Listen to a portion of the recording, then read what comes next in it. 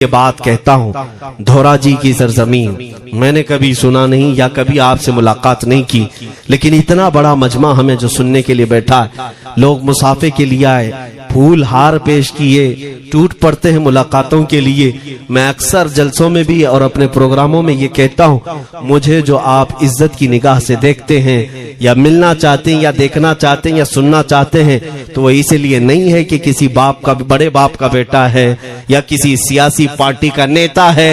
आपकी जो मोहब्बत है वो सिर्फ इसलिए है, ये नाज ये अंदाज हमारे नहीं होते, झोली में अगर टुकड़े तुम्हारे नहीं होते या रसूल अल्लाह, जब तक के मदीने से इशारे नहीं होते, रोशन मेरी किस्मत के सितारे नहीं होते। जो कुछ भी इज्जत मिली है हमें आज, वो किसी और सलाहियत की वजह से नहीं। साफ मैं बता देता हूं, मैं मुकर्रिर आदमी नहीं, मैं खतीब आदमी नहीं, मैं वो शोलाबार मुकर्रिर नहीं हूं कि जिनकी तकरीरों से लोग बहुत ज्यादा नफा उठाते हो। मैं तो तालिबे इल्म आदमी हूं। मेरे आका सल्लल्लाहु ताला अलैहि वसल्लम के लिए इतनी वफा करना जानता हूं कि मैंने यह अहद कर लिया है, मेरे जिस्म में जब तक खून बाकी रहेगा, एक भी सालिम कुत्ता मेरे आका की तरफ उंगली भी उठाए, हम अपनी गर्दन भी निछावर करने को तैयार रहेंगे।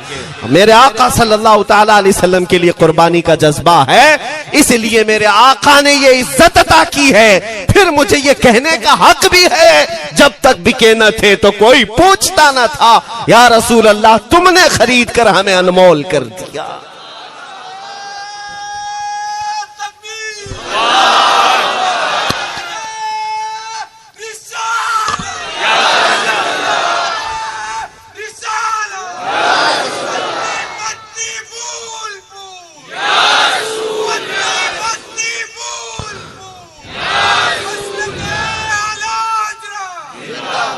मेरे अजीजों, इस बात पर आज तुम्हारा इत्तिहाद होना है, आज तुम्हारा इत्तिहाद होना है। मैंने काफी इलाकों के दौरे किए और देख लिए, लोग जो कहते हैं हम बिखरे हुए हैं, बटे हुए हैं, टुकड़ों में हैं, लेकिन मैंने सबको देखा, यकीनन फिरकों में भी बटे हैं, सिलसिलों में भी। हालांकि सिलसिलों में इख्तिलाफ होना नहीं चाहिए, जो सलासिल हक्का हैं वो सब मदीने तैयबा की नहरें हैं, इख्तिलाफात नहीं, लेकिन उसके बावजूद बटे हुए लोग हैं, एक दूसरे से मुसाफा नहीं करना चाहते, एक दूसरे के पीछे नमाजें नहीं पढ़ना चाहते, जो खाली सुन्नी होकर भी, ईमान वाले होकर के भी। मैं बहुतों से ये शिकायतें सुना कि हम में बहुत सारे इख्तिलाफात हैं, लेकिन इसका हल तकरीरें हैं, तहरीरें हैं, लोगों को समझाना है, इस्लाह करना है, सब करके देख लिया। लेकिन एक बात मैंने खुद प्रैक्टिकल देख लिया कि 1000 टुकड़ों में क्यों न बटे हों, लेकिन मेरे मुस्तफा का नाम आ जाए तो हर कोई मुत्तहिद नजर आता है। ये हमने देख लिया है, ये हमने देख लिया है। किसी भी पीर से बैत क्यों ना हो, मैं दूसरों की बात नहीं करता, लेकिन मैंने पूरे हिंदुस्तान के कोने कोने में देखा है जाकर के, किसी भी सुन्नी सहीहुल अकीदा पीर से बैत क्यों ना हो, अगरचे उसके आपस के झगड़े हों, लेकिन हमने एक मजमे में मुझे सुनने वालों को, ऐसे इख्तिलाफ वालों को भी देखा, दोनों सुन रहे हैं, लेकिन जब हमने पूछा मेरे मुस्तफा करीम की इज्जत पर बात आए तो तुम में से कौन खड़ा हो सकता है, हर इख्तिलाफ रखने वाला भी ये कहता है, या रसूल अल्लाह ये जिस्म भी तुम्हारा, ये जान भी तुम्हारी, करूं तेरे नाम पे जां फिदा, न बस एक जान दो जहां फिदा, दो जहां से भी नहीं जी भरा, करूं क्या करोड़ों जहां नहीं। ये हर एक का नारा है। इससे पता ये चला कि आज तुम सबको अगर कोई चीज जोड़ सकती है तो नाम मोहम्मद है, मेरे मुस्तफा करीम सल्लल्लाहु अलैहि वसल्लम की मोहब्बत है। गुंबदे खजरा की छांव में सबको जमा करो, इंशाअल्लाह अज़ीज इत्तिहाद बरकरार रहेगा। असल की तरफ नजर रखो, बादशाह की तरफ नजर रखो, बाकी जितने वली हैं, जितने पीर हैं, सब वजीर हैं, सब वजीर हैं, बादशाह सिर्फ मेरा मुस्तफा है। नबी पाक सल्लल्लाहु ताला अलैहि वसल्लम को हम शहंशाह तस्लीम करते हैं, लिहाजा अगर बादशाह की तरफ नजर होगी तो तुम्हें शैतान ये इस तरह की लड़ाइयों में नहीं रखेगा, वो कामयाब नहीं हो सकेगा। तुम सबका मिशन अगर मेरे मुस्तफा की इज्जत और उनकी नामूस हो जाए, हुजूर अकरम सल्लल्लाहु ताला अलैहि वसल्लम की तरफ हमने देखा है बड़े बड़े इख्तिलाफात खत्म हो जाते हैं। हजरत अबू जर गिफारी, हजरत बिलाल हबशी, दोनों में झगड़ा हो गया था, तकरार हुई। हजरत अबू जर गिफारी ने सिर्फ हजरत बिलाल को गुस्से में आकर कहा, काली औरत के बेटे, या इब्न उम्मी सौदा। ये तकरार में हो जाता है। हजरत बिलाल को ये बात लग गई, थे तो काले, लेकिन साहबी ने कहा था काली औरत के बेटे। हुजूर के पास जाकर अर्ज किया, या रसूल अल्लाह, अबू जर ने मुझे आज यूं कहा, अबू जर ने मुझे आज यूं कहा, काली औरत के बेटे। मेरे आका सल्लल्लाहु अलैहि वसल्लम को जला लाया, बाहर आए, बुलाया, अबू जर कहां है? आए। हुजूर पाक ने उनको मुखातिब करके सिर्फ इतना फरमाया, अफीकल जाहिलिया, अभी तक तुम्हारे अंदर पुरानी जाहिलियत बाकी है? 3 बार पूछा और उसके बाद मेरे आका चले गए, कुछ नहीं फरमाया। पुराने जमाने की काफिरों की जाहिलियत अभी बाकी है, जो माँ के नाम से लोगों को गालियां देते या पुकारते थे। हजरत अबू जर गिफारी को इतनी बात लग गई कि मेरे आका मुझसे रूठ गए, मेरे आका के दिल पर यह बात लग गई। तो उन्होंने ये नहीं किया कि देखा जाएगा बाद में क्या होगा, नहीं, सीधे मस्जिद नबवी में हजरत बिलाल को ढूंढने के लिए आए। कहां है? हजरत बिलाल मिल गए तो उनका हाथ पकड़ करके लाए। अबू जर गिफारी जमीन पर लेट गए, सो गए। कहा है बिलाल, मुझे माफ कर दे, मैंने तुझे सख्त जुमला कहा, मुझे माफ कर दे। हजरत बिलाल ने कहा, ठीक है, मैंने माफ कर दिया, हो गई बात। लेकिन हजरत अबू जर गिफारी ने कहा, नहीं, मेरा दिल इस पर सुकून नहीं मानेगा। एक काम करो ए बिलाल, तुम अपना ये पैर मेरे चेहरे पर रगड़ो, ये तुम्हारा तलवा जिसको मैंने काला कहा था, उसी तलवे से मेरे चेहरे पर तुम रगड़ो, ताकि मुझे मेरी हैसियत पता चल जाए। हजरत बिलाल क्या उनकी बात पर अपना पांव उनके चेहरे पर रगड़ देते? दोनों हाथों से उनको जमीन पर उठाया और सीने से सीना लगाया। कहा है अबू जर, कैसी बात करते हो? जिस आका के तुम गुलाम हो, उसी आका का मैं भी गुलाम।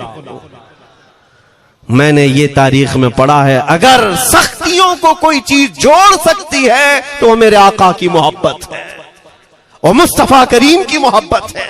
तुम्हारे सीने चौड़ा कर देगी, तुम्हारा दिल कुशादा कर देगी, तुम अपनों को एक्सेप्ट करने लग जाओगे अपने नबी की निस्बत पर। हाँ, एक बात याद रखें, मैं ये सिर्फ मेरे आका की निस्बत वालों के लिए कह रहा हूं। बाकी हमारा अकीदा तो ये है, नबी से हो जो बेगाना, उसे दिल से जुदा कर दे। पिदर मादर बिरादर जानो माल उन पर फिदा कर दे। हम उसको मानते ही नहीं, चाहे बाप हो कि माँ हो, जो मेरे नबी को नहीं जानता, जो मेरे आका की अजमत को नहीं पहचानता। मैं उनके बारे में नहीं कहता। हाँ, हमारे एक उस्ताद बुजुर्ग, उन्होंने फरमाया था कि बेटा, बात करने का लहजा नरम रखना हमेशा। बहुत सारे लोग हमारी तकरीरों को अभी अभी जो सुनते हैं वो कहते हैं बहुत कड़क बोलते हैं, सख्त बोलते हैं। मेरे अजीजों, पिछले 15 साल से करते हैं हम तकरीरें, अखलाकियात पर, तसव्वुफ पर बहुत सारे नरम अंदाज में गुफ्तगू करने के हम आदी थे। वो सब नहीं देखते, लेकिन जहां हम थोड़ा सा चीखते हैं या गरज के साथ बोलते हैं, वो बहुत जल्दी किसी को लगती है और कहते हैं आप बहुत कड़क लहजे में कहते हो। 90% हमने नरम लहजे में बात किया है, लोगों को अखलाकियात सिखाया है। चोरी, जिना, डकैती, सूद, शराब, इन सब की मजम्मत पर बयानात हमने रिकॉर्ड किए। वो सब नजर नहीं आता, लेकिन सख्त जुमले बहुत जल्दी नजर आते हैं। लेकिन ये मैं क्यों करता हूं वो भी आपको बता दूं। हमारे एक बुजुर्ग उस्ताद ने फरमाया, कहा कि बेटा, नरम गुफ्तगू करने की आदत रखना, इसलिए कि मेरे आका सल्लल्लाहु अलैहि वसल्लम की सुन्नत है नरमी से कलाम करना। लेकिन एक बात याद रखना, जिंदगी भर नरमी से बात करो, लेकिन मुस्तफा करीम सल्लल्लाहु अलैहि वसल्लम की एहानत या दुश्मनी किसी में देखो तो फिर न तुम्हारी जुबान मीठी होनी चाहिए, न दिल नरम होना चाहिए, न दिमाग ठंडा होना चाहिए। हाँ, ये ईमान का तकाजा है। हम जो सख्त बात करते हैं, लोगों को ऐसा लगता है कि इतना कड़क नहीं बोलना चाहिए। तुम्हें पता भी नहीं हजरत उमर फारूक कितना बोलते थे। हाँ, उमैर बिन वहब एक शख्स था जो हुजूर के कत्ल का इरादा करके आया था। मक्का से सफवान नाम का एक और शख्स, उमैर नाम के दो लोग हतीम काबा में बैठकर मीटिंग करके आए। क्योंकि सफवान का बाप जंग बदर में मारा गया था, उमैर का बेटा जंग में कैदी होकर हुजूर के पास कैद था। दोनों का प्रॉब्लम सेम था। दोनों लोग हतीम काबा में बैठ करके फैसला करते हैं। सफवान ने कहा मैं तुझे बहुत पैसे दूंगा, एक तलवार को जहर में बुझा कर जाओ मदीने और मोहम्मद का कत्ल करके आओ सल्लल्लाहु अलैहि वसल्लम। उमैर बिन वहब तलवार छुपा करके मदीने आया, लेकिन जिस वक्त वो आया हजरत उमर फारूक चंद सहाबा के साथ मस्जिद नबवी के बाहर खड़े थे। देखते ही उसकी गर्दन में जो है ये गमछा डाला, रुमाल, और कहा खुदू हादल कल, पकड़ो इस कुत्ते को। हजरत उमर की जुबान से निकलेंगे, कहते हैं पकड़ो इस कुत्ते को। यही वो है जो बद्र के अंदर मैदान बद्र में मक्का वालों को भड़का रहा था जंग पर हुजूर के खिलाफ, यहाँ मदीने में आया है, पकड़ो इसको। हजरत उमर बाहर ही सब कर देते, लेकिन कहा कि मैं हुजूर से पूछ के आता हूँ इसका करना क्या है। मेरे आका के पास गए, कहा या रसूल अल्लाह शैतान कुरैश आया है, कुरैश का शैतान आया है उमैर बिन वहब, और मुझे लगता है वो बुरी नीयत से आया है। हजरत उमर पहले ही भांप रहे हैं, मुझे लगता है वो बुरी नीयत से आया है, क्या करना है आप हुक्म फरमाए। मेरे आका ने फरमाया उमर उसको अंदर ले आओ। उमैर बिन वहब को वैसी गर्दन में वो गमछा डाल के घुमा के अंदर ले आए मस्जिद नबवी में। हुजूर ने पूछा, हजरत उमर से कहा छोड़ दो उसको। जब अंदर आया तो पूछा हुजूर ने क्यों आए उमैर। अब वो झूठ बोलने लगा, कहा मेरा बेटा आपके पास कैदी है, खैर खैरियत पूछने के लिए आया और क्या है। मेरे आका ने फरमाया सच सच बताओ क्यों आए हो। उसने फिर कहा मैं अपने बेटे की खैरियत मालूम करने आया हूं, और क्यों आया हूं। हुजूर ने फरमाया खैरियत मालूम करने आए तो तलवार लेके क्यों आए हो। उसने तलवार दिखाने के लिए फेंक दिया, कहा इस तलवार का क्या होना है। तलवार तो हमारे पास बद्र में भी थी, लेकिन फतह आप ही के साथ थी। बड़ी बड़ी बातें करने लगा। मेरे आका को जला लाया और कहा उमैर वो बात क्यों नहीं बोलते जो तुम सफवान के साथ काबा के हतीम में बैठकर करके आए हो। मदीने में बैठा रसूल खाने काबा में होने वाली गुफ्तगू को सुन रहा है। दूर नजदीक के सुनने वाले वो काने लाले करामत पे लाखों सलाम। ये हदीस मौजूद है, सही हदीस है। इसी हदीस के तर्जुमानी करते हुए हम तो ये अकीदा रख ही सकते हैं ना, हम यहाँ से पुकारें वो वहां से सुने, मुस्तफा की समाअत पे। हाँ, ये अकीदा बरेली वाले का जो है वो अपने पेट का अकीदा नहीं, ये सहाबा का अकीदा है। मेरे अजीजों, जब मेरे आका ने फरमाया वो बात बताओ जो हतीम काबा में करके आए हो, अब थर थर थर कांपने लग गया। इससे इस रसूल से क्या छुपाएं जो हतीम काबा में तन्हाई में होने वाली मीटिंग को भी जानता हो। कहा अब मैं क्या बताऊं जब आपको सब मालूम है। अब मैं जो कहना चाहता हूं वो ये है, अशहदु अन्नका मुहम्मदन रसूलुल्लाह, मैं गवाही देता हूं कि आप मोहम्मद अल्लाह के रसूल हैं सल्लल्लाहु। ईमान ले आए। अब सुनिए मेरे अजीजों, ईमान लाने के बाद हुजूर पाक सल्लल्लाहु अलैहि वसल्लम ने तलकीन फरमाई कि अब इस्लाम पर कायम रहो, ईमान पर बरकरार रहो। कत्ल करने के लिए आया, मेरे मुस्तफा का गुलाम बन गया। अब उसके बाद हजरत उमर क्या कहते हैं। हजरत उमर जो गमछा गले में डाल के अंदर लाए थे, अब गले में हाथ डालकर बाहर ले जाते हैं, और बाहर जो साथी खड़े थे उन सबको मुखातिब करके कहते हैं लोगों सुनो।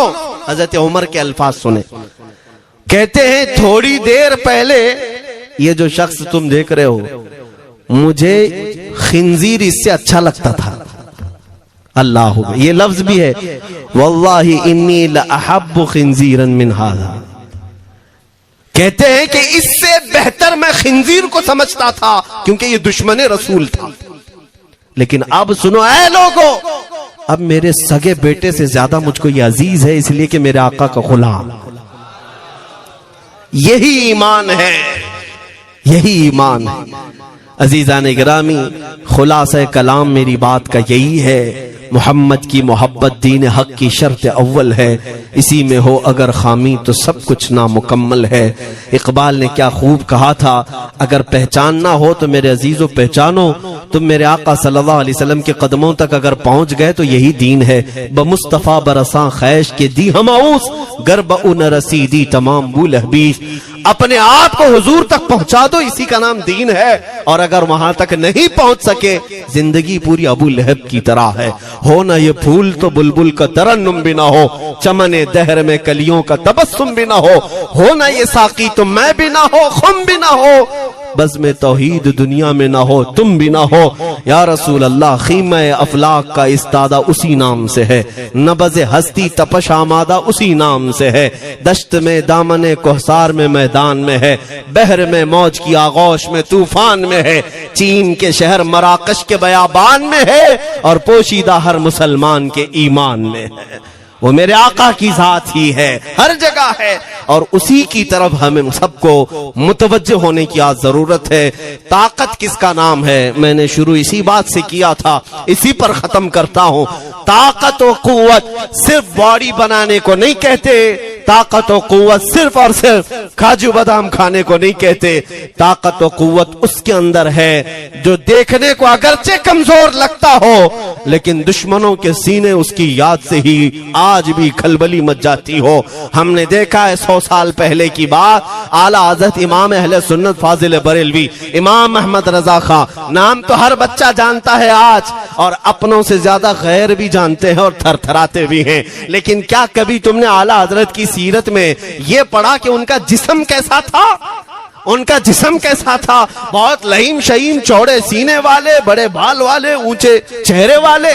नहीं मेरे अजीजों, तारीख में आप पढ़ोगे आला हजरत कसरत से लिखने की वजह से, कसरत से इबादत की वजह से जिस्मानी एतबार से बड़े दुबले पतले थे, बड़े दुबले पतले थे। लोग देखने वालों ने यह कहा है जिस्मानी साख्त ऐसी नहीं थी कि कोई पहलवान नजर आता हो, दुबले पतले थे, नहीफ थे, देखने में कमजोर लगते थे। लेकिन मजाल है जब वो आशिक रसूल का कलम चलता था, कलम चलता था, और वो भी यूं पुकार कर कहता था ये रजा के नेज़े की मार है, क्या आदू के सीने में गार है, किसे चारा जोई का वार है कि ये वार वार से पार है। और फिर उन काफिरों को कहा था उस इमाम अहले सुन्नत ने, किल के रजा है खंजरे खूंखार बरकबार। ये कोई दावा नहीं कर सकता आज। किल्क किसको कहते हैं समझा भी देता हूं मैं आपको। किल के रजा, आला हज़रत अपने कलम को कह रहे हैं, किल्क मतलब कलम, रजा का कलम कैसा है? खंजरे खूनखार बरकबार, यानी खून पीने वाला खंजर और चमक पैदा करने वाली जो बिजली होती है। आला हज़रत बड़े नरम दिल भी थे, रहम दिल भी थे, अपनों को जब नवाजते थे तो बेहिसाब नवाजते थे। आजिजी ऐसी कि बच्चों से भी माफी मांगते, आजिजी ऐसी, और अपने पीर खाने पर जाने की बात आए तो चप्पलें कितनी दूर छोड़ जाए। गुरूर और घमंड की बात नहीं, लेकिन जब मेरे मुस्तफा के दुश्मनों से मुकाबले की बात आती तो यूं कहते, तुम क्या समझते हो? किल के रजा है खंजरे खूंखार बरकबार, आदा से कह दो खैर मनाए न शर करें। ये बात ईमान के तकाजे की है। मैं आज हर आलिम से मिंबर पर बैठे हुए और हर मोमिन से यही कहना चाहता हूं, जो मेरे मुस्तफा की इज्जत की बात आए सर चढ़कर बोलना सीख जाओ। मेरे आका ने फरमाया है, जालिम और जाबिर बादशाह के सामने हक बात का ऐलान करना सबसे अफजल जिहाद है। और ये तो कर ही सकते हो। उन पाखंडियों को लफ्ज़ जिहाद से भी डर लगता है और लफ्ज़ जिहाद पर ही बड़ा प्रोपेगेंडा करते हैं। मुझे इस बात का कोई खौफ नहीं। हाँ, लोग ये कहते हैं मौलाना जिहाद के लफ्ज पर थोड़ा साइड होकर के बात कर लेते हैं। तुम बुज़दिल क्यों बने जा रहे हो? लफ्ज़ जिहाद एक पाकीज़ा लफ्ज है, मुकद्दस लफ्ज है। इस लफ्ज को अगर निकाल दिया तो मेरे आका की आधी सीरत खत्म हो जाएगी। कैसे बताओगे नबी पाक की सीरत? बदर को क्या कहोगे? तकरार हुई थी। खंदक, ओहद, तबूक, खैबर, ताइफ, ये सब को क्या कहोगे? तकरार हुई थी। जिहाद लफ्ज है, सेल्फ डिफेंस का नाम है। इतना हक तो हर एक को है मेरे अजीजों। लेकिन ये तो आज मैं ये बात भी नहीं कर रहा हूं तुमको तलवार उठाओ, बंदूक उठाओ, गोली मारो, बंदूक से लो, ये सब बातें तो हम करते भी नहीं, हमें जरूरत भी नहीं। लेकिन हमें पता है हमारे अल्फाज ही काफी हैं। मेरे आका सल्लल्लाहु ताला अलैहि वसल्लम की मोहब्बत जिसके सीने में हो, मेरे आका ने जब ये फरमाया है कि हक बात का ऐलान करना सबसे अफजल जिहाद है, तो इस पर तो हर कोई आज अमल कर सकता है। हक बात कहो, मिंबरों से कहो, और ट्रस्टियों से भी कहता हूं, उलमा को कहने की आजादी भी दो कि वो बुज़दिल न बनाए, खौफ न रख रजा जरा, तू तो है अब्दे मुस्तफा। एक बात समझ करके चले, हम मुल्क के खिलाफ, कानून के खिलाफ नहीं बोलना चाहते। मुल्क हमारा भी है, देश हमारा भी है, और यहाँ के कवानीन जिस पर हम अमल कर रहे हैं, खुशी से अमल कर रहे हैं, लेकिन इन जालिमों ने क्या बना दिया है, इनके नजदीक देश पूरा मोदी है। हाँ, इन साहब के बारे में मत बोलो, वो देश है, कल को अगर नहीं रहे तो देश चला जाएगा। मेरे अजीजों, किसी व्यक्ति, किसी शख्स की गलत पॉलिसियों पर तनकीद करने का नाम देश के खिलाफ बोलना नहीं है। हम अपने देश से मोहब्बत ऐसी करते हैं, ऐसी करते हैं। आज भी आजादी का दिन है ना, आजादी का दिन है, ये लगे हाथों ये बात कह करके गुजरता हूं।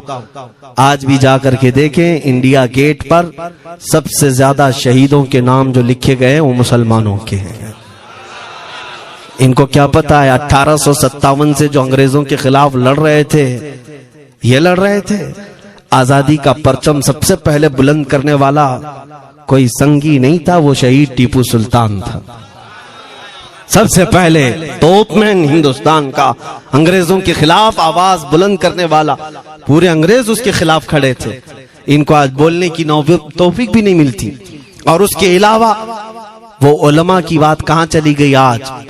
अंग्रेज तारीखदान ने लिखा है कि सबसे ज्यादा हमें खतरा हिंदुस्तान में मुसलमानों से था, और हमने दिल्ली से लेकर कश्मीर तक कोई एक झाड़, कोई एक दरख्त बाकी नहीं था जिसमें हमने एक आलिम को लटकाया नहीं था फांसी पर। जिनकी तादाद गिनी गई है तो तकरीबन 26,000 उलमा को इन्होंने फांसी दी थी, दिल्ली से लेकर कश्मीर तक। मुझे बताओ, जजीरा अंडमान निकोबार में किसको भेजा इन्होंने? मौलाना फजल हक खैराबादी, इनायत अहमद काकोरवी, ये तमाम वो लोग हैं। अल्लामा इनायत अहमद काकोरवी, जिनकी किताब आज तकरीबन हर मदरसे में पढ़ाई जाती है, इल्म उस्सिक़ा। ये किताब यहाँ चटाई पर बैठकर लिखी हुई नहीं, उस जेल की दीवारों पर लिखी हुई किताब।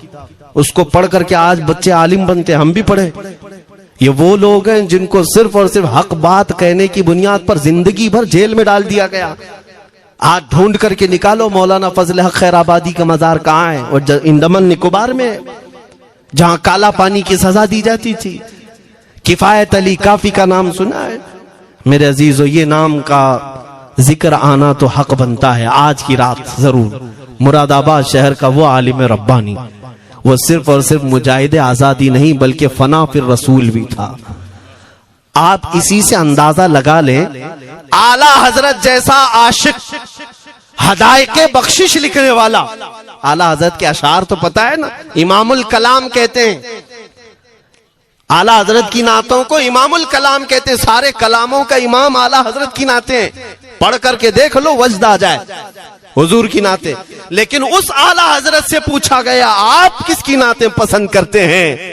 आला हजरत फरमाते हैं, मैं सिर्फ दो ही लोगों की नाते सुनता हूं, या तो हसन रजा बरेलवी की या अल्लामा किफायत अली काफी की।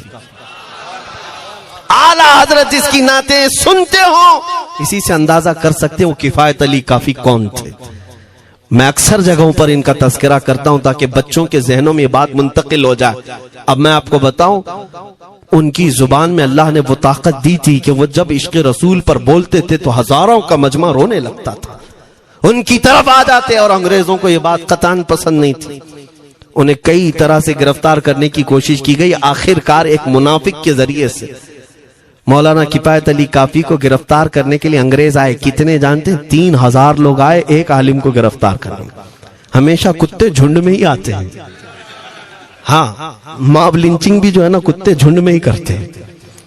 किफायत अली काफी रहमतुल्लाह अलैह को गिरफ्तार करके ले गए दारुल इमारत में। अंग्रेजों ने रात के वक्त किफायत अली काफी के कपड़े खोले और उनके जिस्म पर गर्म इस्त्री फेरी। इस्त्री से पूरा दागते थे, और जब चमड़ी जल जाती थी तो उस पर नमक छिड़कते थे। हफ्ता भर तक अल्लामा किफायत अली काफी को उन्होंने ये दर्दनाक सजाएं दी। बीच में कई मर्तबा उनको सामने ऑफर रखा, तुम बदल लो अपनी बातें, छोड़ दो अपनी इस कौम को वरगलाना, छोड़ दो ये सब जो तुम तकरीरें करते हो, हम अपने हुकूमत में तुम्हें ले लेंगे, वजीफा भी देंगे, ओहदा भी देंगे। किफायत अली काफी रहमतुल्लाह अलैह ने फरमाया तुम गलत जगह हाथ मारे हो। हाँ, ये वो जगह नहीं है जहां से 500 पाउंड लेकर के कौवा भी हलाल कर दिया जाए, हर चीज जो है तुम्हारे हिसाब की बना दी जाए, ये वो जगह नहीं है। किफायत अली काफी रहमतुल्लाह अलैह ने कहा मेरा दीन इतना सस्ता नहीं है, इतना सस्ता नहीं है। उसके बाद उन्होंने कहा तो फिर तुम मरने के लिए तैयार रहो। कहा खुशी से। 8 दिन के बाद उनको एक चौराहे पर ले जाकर फांसी का फंदा लगाया गया और पूरे मजमे में आपको फांसी के लिए चढ़ाया गया। अंग्रेजों ने पूछा था कोई आखिरी वसीयत है तुम्हारी, कोई आखिरी ख्वाहिश है तो बता दो लोगों में। फांसी पर चढ़ने वाला ये कहता होगा मेरी बीवी से मिल लूं, बच्चों से मिल लूं, जायदाद प्रॉपर्टी की वसीयत कर दूं, मेरे बाद कौन बैठेगा वो कह दूं। लेकिन किफायत अली काफी की बात पर कुर्बान जाओ। उस भरे मजमे में कहते हाँ मेरी आखिरी ख्वाहिश एक ही है, एक बार नाते रसूल पढ़ लो। अल्लाह अल्लाह, एक बार नाते रसूल पढ़ लो। उन्होंने कहा ठीक है तुम्हारी इस ख्वाहिश का हम अदब करते हैं, कर लो। किफायत अली काफी रहमतुल्लाह अलैह फांसी के फंदे पर चढ़ने से पहले क्या मगन होकर के गुनगुना रहे थे, यूं कह रहे थे कोई गुल बाकी रहेगा न चमन रह जाएगा, पर रसूलुल्लाह का दीने हसन रह जाएगा। अतलसो कम ख्वाब की पोशाक पे नाजा न हो, इस तने बे जान पर खाकी कफन रह जाएगा। सब फना हो जाएंगे हश्र तक काफी वो, लेकिन नाम हजरत का जुबानों पर सुखन रह जाएगा। ये नाते पाक गुनगुनाते हुए चढ़ गए फांसी के फंदे पर। लोगों ने देखा फांसी तो लगी लेकिन लबों पर उसी तरह की मुस्कुराहट। क्यों? ये राज है मेरे अजीजों, मरने वाला ही जानता है। फंदा बाद में लगता है, आमिना का लाल पहले तशरीफ लाता है। मौत का दर्द उसे क्या होगा जो जमाले मुस्तफा देख रहा हो, मेरे आका सल्लल्लाहु ताला अलैहि वसल्लम की तरफ महव हो। अब सुनो, मैं ये बात क्यों कह रहा हूं, तुम इन बातों से घबराना नहीं, इन बातों से डरना नहीं कि कल को अगर आपके मिंबर पर बैठकर खिताब करने वाला ये आपका गुलाम मर जाता है, कट जाता है, कोई मुझे मार देता है, तो इस बात का यकीन रख लेना दीन रुकेगा नहीं। और मेरे आका सल्लल्लाहु अलैहि वसल्लम के नामूस और उनकी इज्जत में कोई कमी आने वाली नहीं। हमारे मर जाने से कुछ नहीं होना है, इसलिए कि हर सुन्नी बच्चा जानता है इस्लाम जिंदा होता है हर करबला। हम मरने के बाद इस बात का यकीन रखते हैं अगर हमारी मौत हो गई इस रास्ते में तो इस्लाम की आबियारी होगी, इस्लाम और फूलेगा फलेगा। और हुआ यही। किफायत अली काफी को फांसी का फंदा देकर 8 दिन तक जश्न मनाया था अंग्रेजों ने। जब मौलवी चला गया जो लोगों को तकरीर करता था, हजारों का जमा करता था, हुजूर अकरम सल्लल्लाहु अलैहि वसल्लम की मोहब्बत की बातें करता था, चला गया, हमने फांसी दे दी। लेकिन इन जालिमों को मालूम नहीं मेरे खुदा का कानून क्या है, कुदरत खुदाबंदी का कानून क्या है। मुरादाबाद शहर में ये किफायत अली काफी को 1857 के पहले फांसी दे रहे हैं और उसी साल मुरादाबाद के करीब बरेली शहर में अल्लाह ताला अहमद रजा पैदा कर रहा है। तुम एक आशिक को फांसी दिए, हुजूर पाक के चाहने वाले को तुमने फांसी देकर ये समझा कि आप खत्म हो गया इश्क की बातें करने वाला। लेकिन कुर्बान जाओ मोहब्बत मुस्तफा पर, मेरा रब ऐसे इन मक्कारों के मकर को फेरता है कि फौरन अल्लाह ताला ने ऐसा आशिक पैदा किया कि फिर बरेली की तरफ से उठने वाली आवाज एक शहर में, एक बस्ती में नहीं, दुनिया के कोने कोने में पहुंच गई। आज 100 साल हो गए उस मर्दे कलंदर इमाम अहले सुन्नत को दुनिया से गए हुए, लेकिन हर मस्जिद की मिंबर और मेहराब आवाज देती है मुस्तफा जाने रहमत पे लाखों सलाह, शमे बज़ में हिदायत पे लाखों सलाह। और फिर हमारे बच्चे भी ये आज कह जाते हैं, डाल दी कल्ब में अज़मत मुस्तफा, सैयदी आला हजरत पे लाखों सलाह। ये निजाम है मेरे मौला का, एक चिराग तुम बुझाओगे मौला 100 चिराग रोशन फरमाएगा। हाँ, इंशाअल्लाहुल अज़ीज इस बात पर हम सबको जमा होना है। अल्लाह करीम हमें हमारी खोई हुई ताकत और कुव्वत अता फरमाए। आप रब तबारक व तआला की बारगाह में ये दुआ करें कि ऐ रब्बे जुल जलाल, जब तक जिंदगी बाकी है मौला मुझे तेरे नबी के वफादारों में शुमार फरमा। इसलिए मैं जब भी हुजूर की बारगाह में अरीजा पेश करता हूँ तो ये जरूर कहता हूँ, आका बद हैं तो आपके, भले हैं तो आपके, टुकड़ों पे यही के पले हैं, रुख किधर करें, तुझसे जो मुंह छुपाएं तो करें किसके सामने। या रसूल अल्लाह, क्या किसी और से तवक्को नजर की है? हमारा मानना तो ये है, मैंने देखा भी है अपने बच्चों को, और हम कहते हैं मेरे आका की बारगाह में, आका गुनहगार तो हो गए लेकिन आपके गद्दार नहीं है, गद्दार नहीं है। जब तक गद्दार नहीं होंगे मेरे आका की तरफ से तुम्हारे लिए हमेशा इस्तकबालिया खुला रहेगा। आओ मेरे अजीजों, इस बात पर मैं गुफ्तगू को खत्म करता हूँ आज के इस उर्स मुबारका में। और आज आजादी की ये रात है, हम बारगाह मुस्तफा में अरीजा पेश करते हैं, या रसूल अल्लाह, आपको इस वतन से बुए वफा आई थी, मेरे आका इस वतन की तरफ नजरे करम फरमा दे। क़यामत तक आने वाली हमारी नस्लों में मेरे आका सिर्फ आपके आशिक ही पैदा हो, कोई गद्दार ना पैदा हो। हमारी दुआ यही है मेरे आका, मैं मुजरिम हूँ आका, मुझे साथ ले लो कि रस्ते में हैं जा बजा थाने वाले, चमक तुझसे पाते हैं सब पाने वाले, मेरा दिल भी चमका दे चमकाने वाले। व आखिरु दावाना अनिल हम्दुलिल्लाहि रब्बिल आलमीन।